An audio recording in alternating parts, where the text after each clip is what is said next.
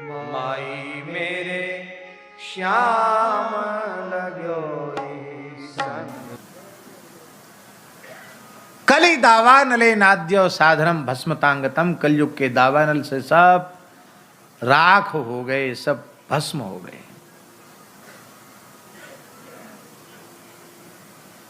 सत्यम नास्ति तपस्सौचम दया दानम न विद्यते।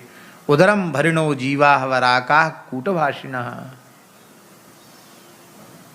बड़ी विचित्र स्थिति है। न कहीं सत्य है, सत्यम नास्ति तप, तपस्या भी नहीं है, बाहर भीतर की पवित्रता नहीं है, दया नहीं है, दान नहीं है। सबका एक ही धर्म है, पेट भरे कैसे हो, पाप पुण्य की किसी को परवाह नहीं है। न कोई योगी है, न कोई सिद्ध है। इसका अर्थ यह नहीं है कि बीज का अभाव है। बीज रूप में तो सब हैं। अब विचार कर लो, इसी कलिकाल में सेठ जी जैसे संत हो गए, भाई जी जैसे संत हो गए। आप बोलो, बीज थोड़ी नष्ट होता है, पर प्रायः लोगों में झूठ आ गया, सत्य नहीं रह गया है? इसी गीता भवन की बात है।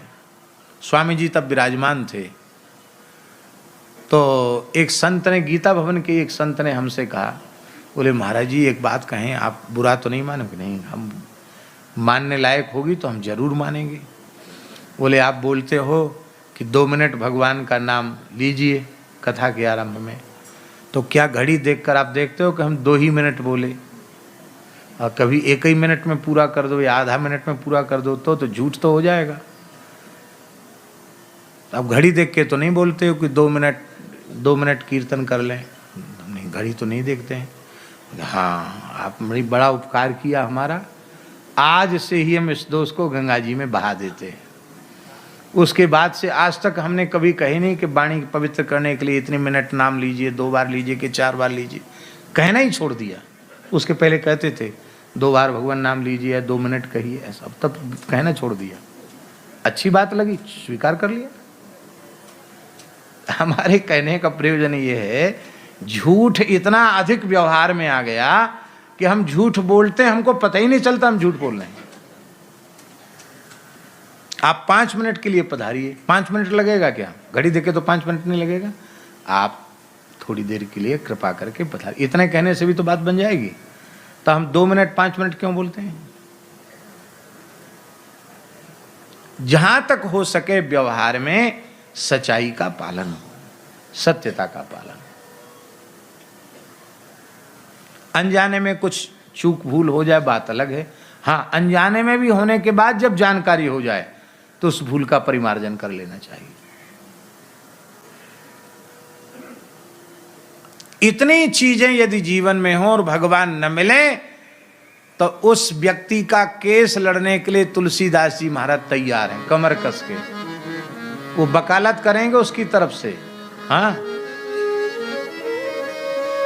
लिखने योग्य दोहा है।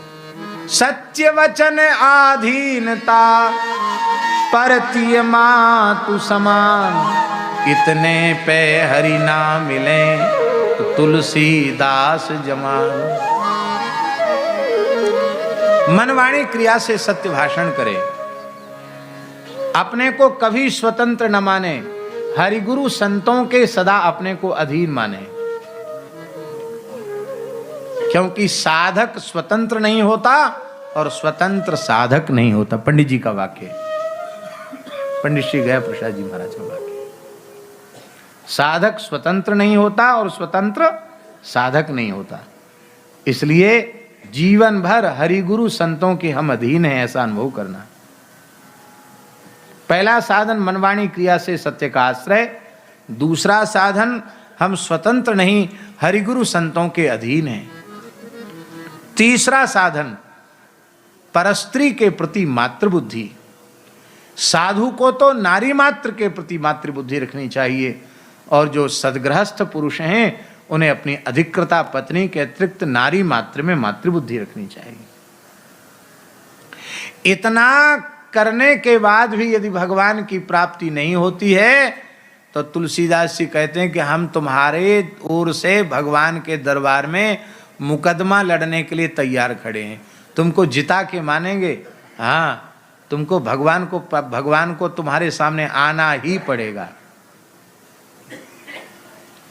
तो बीज तो है, पर प्रायः प्रजा में सत्य तप शौच आदि का अभाव हो गया।